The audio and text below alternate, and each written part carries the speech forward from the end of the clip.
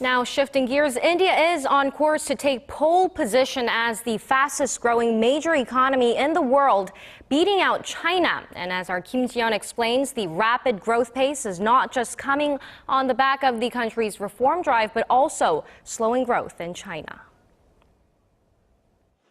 Leading financial institutions, including the International Monetary Fund, say this year India will post a faster growth rate than China for the first time in 16 years.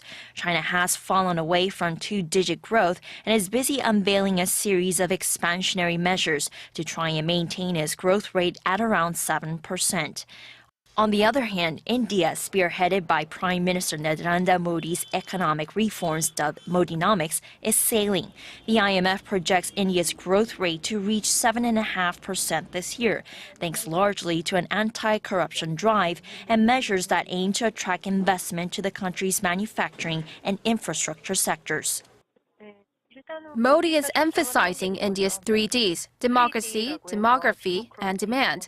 Like China, India is one of the most populous nations in the world with a large youth demographic.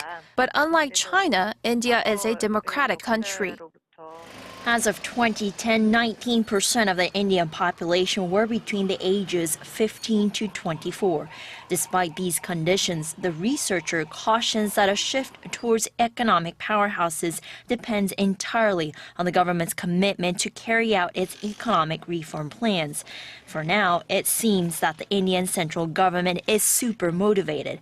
It announced plans earlier this week to boost infrastructure spending by $11 billion this financial year, on top of its original plan to spend $137 billion on its railways over the next 5 years.